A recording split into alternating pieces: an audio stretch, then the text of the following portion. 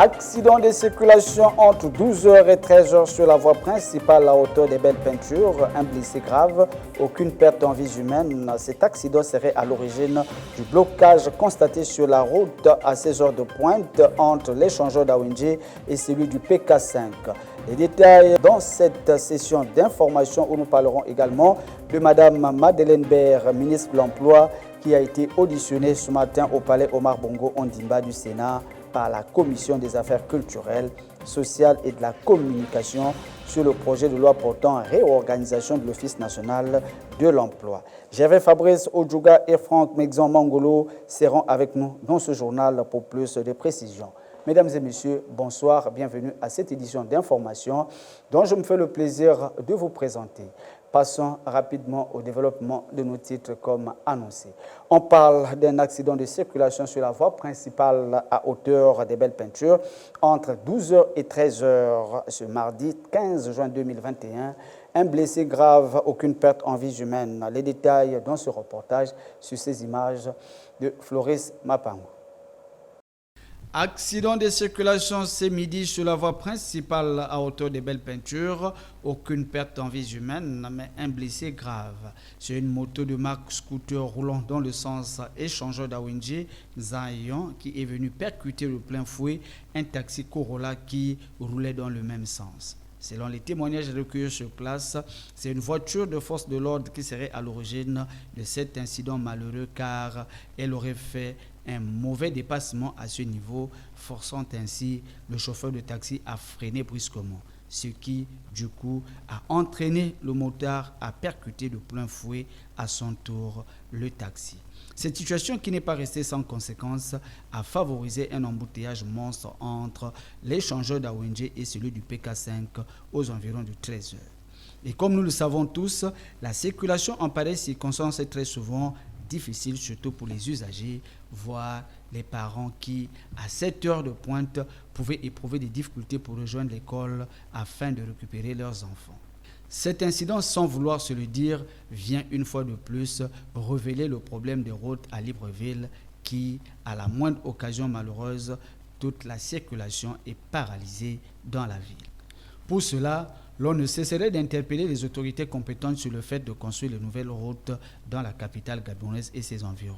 Et pourquoi ne pas penser au corridor Ovendo-Akanda en passant par Igoumi, PK12, Bambouchine ou PK12 Nzayon, Ondogon, Bel-Air, Okala, en vue de désengorger la voie principale Ovendo-Akanda. À l'instant où nous quittions les lieux, l'accidenté serait évacué au plus vite au centre hospitalier universitaire d'Ovendo pour un diagnostic plus approprié et souhaitons toutefois que son pronostic vital ne soit pas engagé. Tout à fait autre chose à présent, on parle cette fois-ci du ministre de l'Emploi, Mme Madeleine Baird, qui a été auditionnée ce matin au palais Omar Bongo Ondimba au Sénat par la Commission des affaires culturelles, sociales et de la communication sur le projet de loi portant réorganisation de l'Office national de l'emploi. Les précisions avec Gervais Fabrice Odjouga et Franck Mexon Mangolo de la presse du Sénat. Suivant. La réforme de l'Office national de l'emploi en discussion au Parlement Omar Bongo Ondimba du Sénat. C'était lors de l'audition du ministre de l'Emploi, Madeleine Baird. Accompagnée de son ministre délégué, Auberge Sylvie Ngoma, Madeleine Baird a décliné les objectifs visés par le projet de loi portant réorganisation de l'Office national de l'emploi. Cette réforme vise notamment le renforcement des capacités opérationnelles de l'Office national de l'emploi en vue de la modernisation et de l'amplification du dispositif d'aide d'accès à l'emploi des jeunes, la mise en œuvre des mesures spécifiques prises par le gouvernement en matière d'insertion et de réinsertion professionnelle des demandeurs d'emploi. Ce projet de loi a été élaboré dans l'optique de promouvoir et d'accompagner le gouvernement dans sa politique d'employabilité. Il apporte 4 innovations qui sont entre autres. Le changement de dénomination sociale de l'Office national de l'emploi qui devient Pôle national de promotion de l'emploi, afin de mieux prendre en compte l'extension des missions de cet organisme. Le Pôle national de promotion de l'emploi aura désormais pour mission l'insertion et la réinsertion professionnelle des personnes à la recherche d'un emploi. Ce projet de loi fera l'objet d'un examen au fond avant son éventuelle adoption en séance plénière. Démarrage hier des épreuves du BEPI, entendu brevet d'études professionnelles et industrielles au centre d'examen du lycée technique Omar Bongo. 70 candidats repartis en 3 spécialités, à savoir ouvrage métallique, installation sanitaire et dessin bâtiment. Les détails avec Désiré Djenigon et Boris Mikolo. Déroulement ce lundi 14 juin, comme il est de coutume, au lycée technique de Libreville et sur toute l'étendue du territoire national du brevet d'études professionnelles industrielles BEPI. Les candidats du dit examen ont débuté avec 3 spécialités. Alors le BEPI, c'est le brevet d'études professionnelles industrielles qui se passe ici en 3 spécialités. Il y a l'ouvrage métallique, l'installation sanitaire et dessin bâtiment. Après l'obtention de ce diplôme, évidemment, les enfants sont appelés à aller sur le marché du travail. Maintenant, d'autres qui ont bien travaillé aussi en classe ont la possibilité de continuer dans les bacs professionnels et technologiques. Nous avons 70 candidats répartis dans ces 3 spécialités, c'est-à-dire 10 en dessin bâtiment, 37 en ouvrage métallique et une vingtaine aussi en installation sanitaire. Pour cette première journée, aucun incident n'a été enregistré selon les dires du responsable du secrétariat. Nous avons commencé ce matin avec l'épreuve DPS écrite pour ceux qui n'ont pas pu, pour ceux qui ne sont pas aptes à courir. Voilà. Après, on va continuer avec l'épreuve de français. Ça se passe bien, il n'y a pas de problème depuis le matin. On a reçu les candidats, personne n'a eu un souci, ça se passe bien, c'est merveilleux. Souhaitons toutefois bonne chance à tous les candidats. En attendant aboutissement des revendications inscrites dans le cahier de charges déposé sur la table des décideurs depuis lors, les enseignants-chercheurs membres du syndicat national SNEC sont entrés en grève générale pour 2 semaines depuis ce lundi 14 juin 2021. Les précisions avec Naomi Simba sur ces images de Boris Mikolo.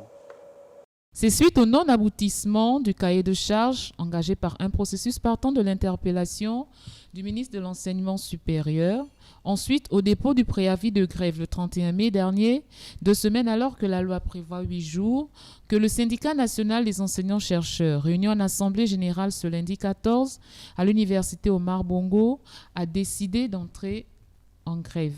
Le lundi 14 juin, nous étions à l'UOB. Ce qui a été décidé hier, effectivement, c'est de l'entrée en grève de 2 semaines, 14 jours, reconductible.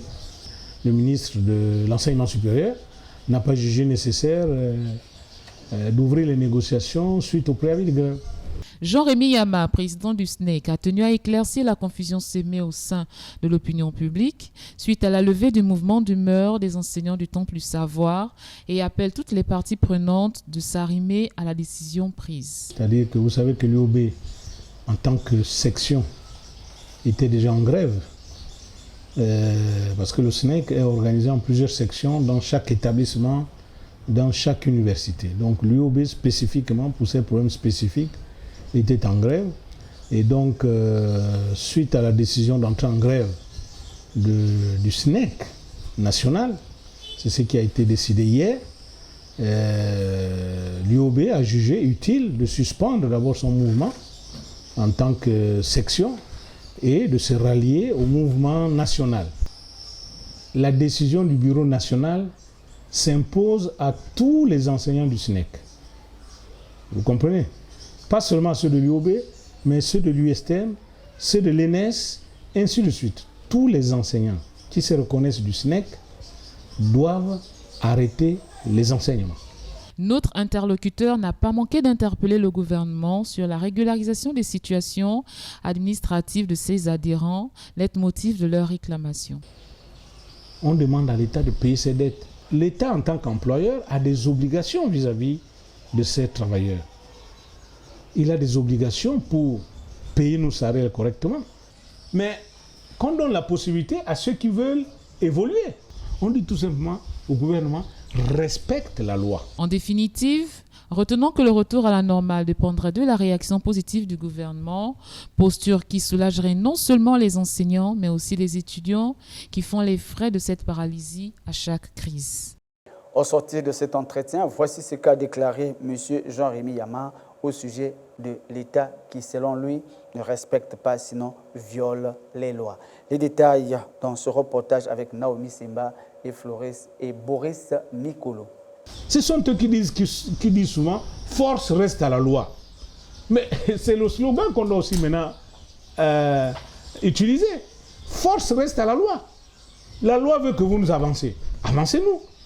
La loi veut que vous payez correctement les salaires des gens. Payez. La loi veut que vous intégrez, vous titularisez, vous faites des reclassements. Utilisez la loi. La loi veut que vous payez les rappels. Parce que le rappel, c'est des arriérés de salaire. Quand on parle de rappel, c'est des arriérés de salaire à la fonction publique. Les gens pensent qu'il n'y a pas des arriérés de salaire à la fonction publique. Si, il y a des arriérés de salaire. Les rappels, c'est un exemple d'arriéré de salaire. Donc en réalité, on demande tout simplement à l'État de nous payer ce qu'il nous doit. La retraite, par exemple, l'arrimage, la retraite, la pension retraite au nouveau système de rémunération. Mais c'est une arnaque. C'est une arnaque. On paye la pension sur la base, sur le salaire de base. Et depuis 2015, le salaire de base a évolué. On avait un salaire de base petit avant 2015, et après 2015, le gouvernement, c'est une bonne chose, ça il faut le reconnaître, a rééquilibré les choses, c'est-à-dire faire en sorte que le salaire de base, finalement, soit un élément prépondérant par rapport aux primes. Donc ce qui fait qu'avant, on avait un salaire de base petit, et après 2015, on a un salaire de base grand. Alors, quelles sont les taxes? La CNAMGS est payée sur le salaire de base, c'est-à-dire c'est un pourcentage du salaire de base. La retraite, c'est un pourcentage du salaire de base. Les impôts, c'est un pourcentage du salaire de base. Tout ce qu'on prélève à l'argent public, c'est sur le salaire de base qu'on le prélève. La retraite aussi est payée, c'est un pourcentage aussi du salaire de base. C'est 2% du salaire de base multiplié par le nombre d'années. Regardez ce que le gouvernement fait. Quand il s'agit de prélever la CNAMGS, quand il s'agit de prélever toutes les taxes qui rentrent dans sa poche, il utilise le nouveau système de rémunération. Donc le nouveau salaire de base. Quand il s'agit maintenant de payer la retraite, ah non, on utilise le petit salaire de base. Et oui, c'est ça. Et ça, c'est en violation de la loi 4/96. Vente affamée n'a point d'oreille, ça chauffe dans les quartiers. On parle d'augmentation des prix de produits alimentaires de première nécessité à Libreville au grand désarroi des consommateurs. Suivant ce reportage sur ces images de Boris Mikolo. Hausse vertigineuse des prix de certains produits de première nécessité sur le marché gabonais, en particulier celui de Libreville. En effet, depuis pratiquement 2 semaines, commerçants et acheteurs crient au scandale, car l'augmentation des prix de produits de première nécessité ne s'explique pas, surtout en cette période de coronavirus. Une situation qui dérange énormément le panier de la ménagère. La volaille aussi pareil. Maintenant, finalement, le travail, il n'y a pas. Maintenant, les Gabonais vont vivre comment? C'est compliqué en ce moment. Même le prix de la tomate aussi a été aussi augmenté. Parce qu'en ce moment-là, la tomate coûte cher. Même avant, même un tas de 200, 300, il n'y a pas. C'est maintenant des tas de 500 000 francs. D'essayer de revoir les prix. Au moins, les Gabonais vont mieux vivre. Parce que le problème, c'est que s'il faut manger la volaille du 1er au 31, il faut quand même qu'on doit manger du poisson. En ce moment-là, le poisson coûte cher. Même avant, même l'état des poissons, comme on voyait avant, là, l'état de 500 000 francs. Même ça aussi, il n'y a même plus. Donc, c'est un peu ça. Merci. L'huile coûte cher, pourquoi? Parce que à cause des taxes et le corona de nos jours aussi, on paiera encore les taxes, c'est-à-dire la marine marchande, la douane augmentée. Et donc les femmes, les pauvres femmes commerçantes sont obligées aussi d'ajouter encore un supplément dans le prix de la bouteille d'huile, même le bidon d'huile. C'est un peu compliqué. Bon, on espère qu'avec les mesures barrières que le président et le gouvernement établit, et on espère que cette pandémie va s'arrêter ici et que les taxes, pas seulement de l'huile, mais de certains produits, qu'on a remarqué, parce qu'il n'y a pas seulement que l'huile, mais certains produits aussi coûtent cher. On a remarqué qu'il n'y a pas seulement que l'huile, certains articles aussi ont pris un peu une augmentation, peut-être de 200 ou 300 francs. Voilà, donc là, ces produits-là, comme je viens de le citer, il y a beaucoup de produits riverains aussi parfois, oui, comme la banane aussi, on ne voit plus la banane de 500 dans les marchés, c'est maintenant 1000 francs. C'est tout ça là aussi, c'est à cause de la pandémie aussi, qui a fait en sorte que la douane là-bas, voilà, c'est compliqué. Tout se passe au niveau du transport en fait, c'est tout ça là. Et avec la pandémie, ça ne facilite pas la tâche, ça ne peut devenir pire. Moi, on espère que d'ici là, ça va s'arrêter. Les femmes commerçantes qui ne comprennent pas le changement brutal des prix crient au scandale et demandent à l'autorité en charge de dire un mot.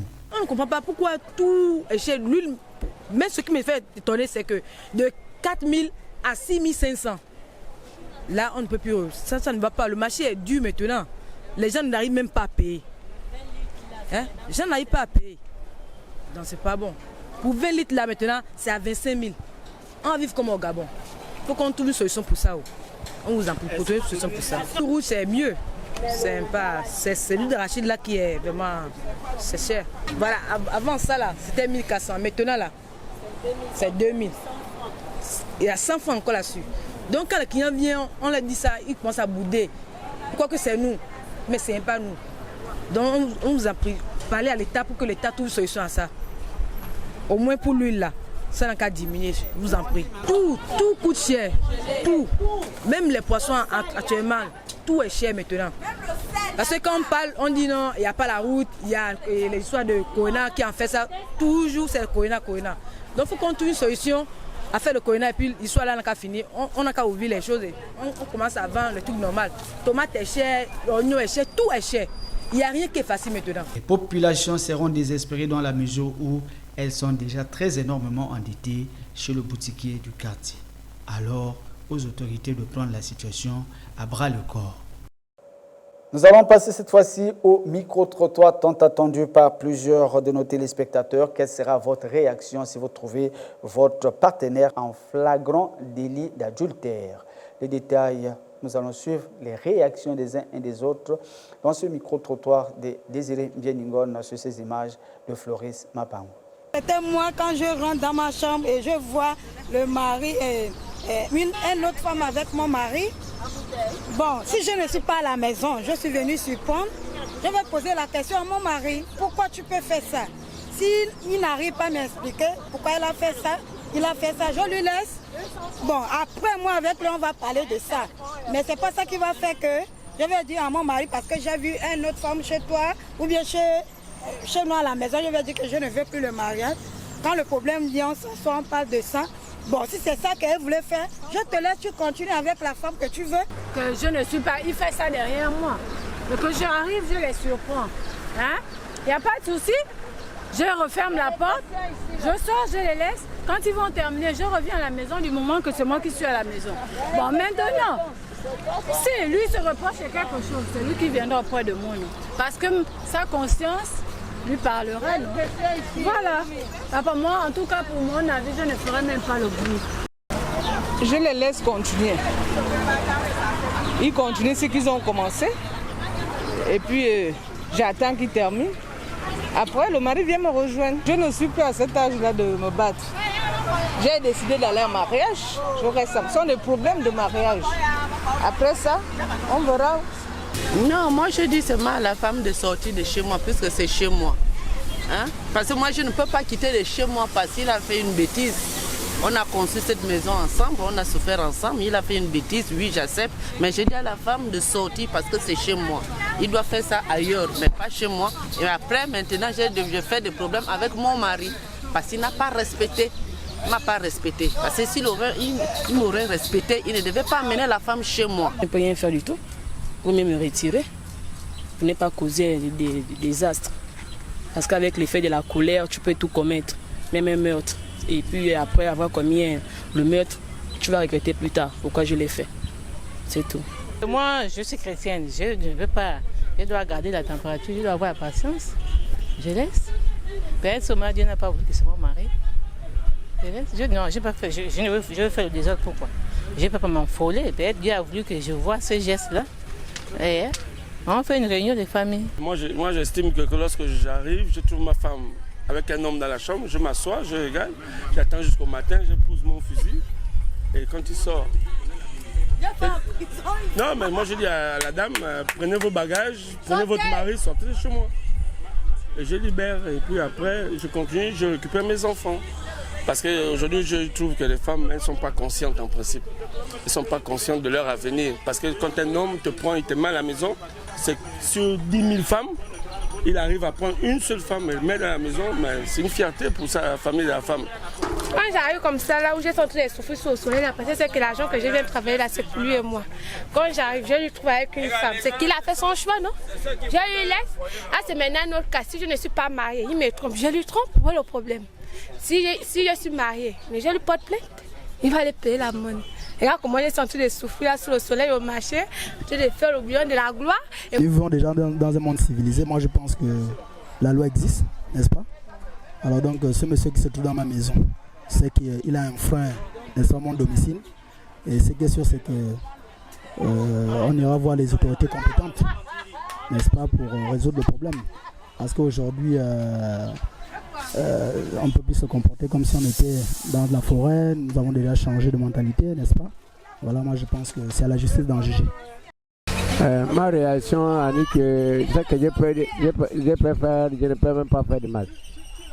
Ma réaction, c'est-à-dire que j'ai fait sortir cet homme-là avec ma femme à la maison. J'ai dit qu'ils vont aller finir leur soif ailleurs. D'abord, il faut d'abord avoir une maîtrise en soi. C'est maîtriser de ce que vous venez de constater en ce moment.